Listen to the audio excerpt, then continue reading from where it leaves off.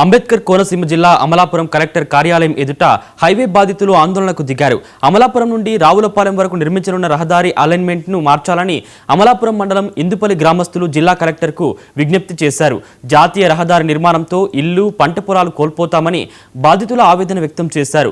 బడాబాబుల భూములను రక్షించుకోవడం కోసం పేదల ఇళ్ల మీదుగా జాతీయ రహదారి నిర్మాణం చేస్తున్నారని ఇందుపల్లి గ్రామస్తులు ఆరోపించారు. పైగా లోతట్టు ప్రాంతమైన గ్రామంలో రోడ్డు నిర్మాణం శ్రేయస్కరం కాదని గ్రామస్తులు అంటున్నారు. నడిపుడి గ్రామం నుండి పేరూరు వరకు ప్రస్తుతం ఉన్న రోడ్డును వెడల్పు చేసి జాతీయ రహదారిగా మార్చుకోవచ్చని సూచిస్తూ డిఆర్ఓ కలెక్టర్ కార్యాలయ ఏవోకు గ్రామస్తులు వినతి పత్రం అందజేశారు.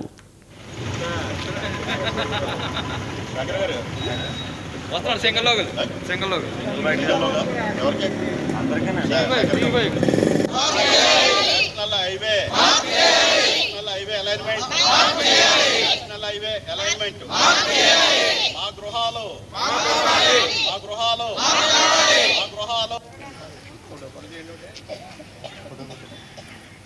216 ఈ నేషనల్ హైవే పేరిట రావులపాలెం నుంచి పేరేరు వరకు జరుగుతున్న జాతీయ నిర్మాణం ఏదైతే జాతీయ రహదారి నిర్మాణం ఉందో ఆ నిర్మాణంలో భాగంగా ఇందుపల్లి గ్రామంలో చాలా ఇల్లు, పొలాలు, స్థలాలు కోల్పోతున్న పరిస్థితి ఉంది. ఇప్పటికే ఏదైతే పేపర్ పబ్లికేషన్ ఇవ్వడం జరిగింది యొక్క నోటిఫికేషన్ లో పూర్తి స్థాయి సమాచారం లేని పరిస్థితి ఉంది. దీంతో ఆందోళన చెందిన గ్రామ ప్రజలందరం కూడా ఈ యొక్క జిల్లా కలెక్టర్ గారిని కలవడానికి, అదే విధంగా ఎవరైతే భూసేకరణ అధికారి, జాయింట్ కలెక్టర్ ఉన్నారో వారికి మా అభ్యంతరాలను తెలియజేసేందుకు ఈ రోజు కలెక్టరేట్ కి రావడం జరిగింది. గ్రామంలో ఉన్న అందరూ అభ్యంతరాలను తెలియజేయడంతో పాటు గ్రామ పంచాయతీ కూడా ఈ యొక్క ఏదైతే నేషనల్ హైవే ఉందో దాన్ని అభ్యంతరం తెలియజేస్తూ ఆ నిర్మాణం ఖచ్చితంగా అలైన్మెంట్ మార్పు చేయాలని ఒక తీర్మానం కూడా ఇవ్వడం జరిగింది. పూర్తి స్థాయిలో ఈ యొక్క నిర్మాణం ఏదో ఉందో నడిపూడి దగ్గర నుంచి ఎగ్జిస్టింగ్ కెనాల్ రోడ్ వచ్చి నడిపూడి దగ్గర నుంచి 6 కిలోమీటర్ల డైవర్షన్ తీసుకుంది. ఈ డైవర్షన్ ఎందుకు తీసుకుంది? యాక్చువల్ ఇదరపల్లి వరకు ఎగ్జిస్టింగ్ కెనాల్ రోడ్ వచ్చి ఇదరపల్లి దగ్గర ఉన్న ఎండిఓ కార్యాలయం నుంచి పేరూరు వరకు నేషనల్ హైవే ఆధీనంలో ఉన్న 2.5 కిలోమీటర్ల హైవేకి కలిపితే గవర్నమెంట్ కి ఆర్థికపరమైన బడ్జెట్ చాలా కలిసి వస్తుంది. అయితే కొందరు వ్యక్తుల స్వార్థ ప్రయోజనం కోసం ఈ యొక్క నిర్మాణం అలైన్మెంట్ మార్పు జరిగిందనే ఆరోపణలు వైజంక్షన్ వరకు పేరూరు వైజంక్షన్ తోనే అక్కడ పూర్తవుతుంది. అయితే రావులపాలెం దగ్గర స్టార్ట్ అయినటువంటి హైవే నడిపూడి నుంచి గ్రీన్ ఫీల్డ్ హైవే అని చెప్పేసి ఇటు దారి మళ్లించడం జరిగింది. చాలా దారుణమైన విషయం. అక్కడ వరకు ఉన్నటువంటి జాతీయ రహదారి, కెనాల్ రోడ్డు వెంపటి వచ్చినటువంటి జాతీయ రహదారి గ్రీన్ ఫీల్డ్ హైవే అని చెప్పేసి పొట్ట పొలాల్లో అలాగే గృహాల మధ్యలోంచి తీసుకెళ్ళటం చాలా దారుణమైన విషయం. అది ఈ ప్రాంతం అంతా కూడా ఇక్కడ నడిపూడి నుంచి ఇలా పేరూరు వైజంక్షన్ వరకు ఉన్నటువంటి మధ్యలో ఉన్నటువంటి గ్రామాలన్నీ కూడా వరద ప్రభావిత ప్రాంతాలు. 1986లో తుఫాను వరద సంభవించినప్పుడు చూసుకుంటే ఈ గ్రామాలన్నీ కూడా నీట మునిగి ఎక్కడ కూడా జారలేని పరిస్థితి. అటువంటి గ్రామాల మధ్యలోంచి ఇక్కడ జాతీయ రహదారిని తీసుకెళ్ళడం అనేది చాలా దారుణమైన విషయం. ఎక్కడో ఢిల్లీలో ఉన్నటువంటి నేషనల్ హైవే అధికారులు శాటిలైట్ లో కూర్చుని అక్కడ మార్క్ పెట్టి ఈ ప్రాంతం అంతా కూడా ఈ ప్రాంతం నుంచే జాతీయ రహదారి వెళ్తుందని చెప్పేసి చెప్పడం చాలా దారుణం.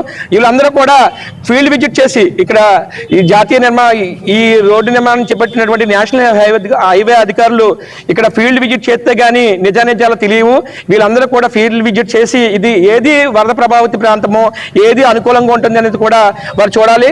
అది చూడకుండా ఇక్కడ థర్డ్ పార్టీ అని చెప్పేసి వేరే ఏజెన్సీకి, ప్రైవేట్ ఏజెన్సీకి కట్టబెట్టి ఆ ప్రాంతం నుంచే ఇక్కడ వాళ్ళు ఏది చెప్తే ఆ పేరు బుల్స్ వెంకట సుబ్బలక్ష్మి అండి. చిన్న ఉద్యోగం చేసుకుంటూ నేను మా ఆయన గారు కూడా చిన్న ఉద్యోగం చేసుకుంటూ నిర్మించుకున్న గృహం మాది. మేము అది కోల్పోతుంటే మాకు చాలా బాధగా ఉంటుంది. ఇంక వేరే ఏ విధమైనటువంటి జీవనోపాధి కూడా మాకు లేదు. కాబట్టి కూటమి ప్రభుత్వం మాకు ఈ సమస్య నుంచి పరిష్కారం అందించాలని సభాముఖంగా వేడుకుంటున్నాం. మాకు న్యాయం జరగాలి. జరగకపోతే ఎంత దూరమైనా సరే మేము వెళ్ళడానికి సిద్ధంగా ఉన్నాం. నా పేరు రజని అండి.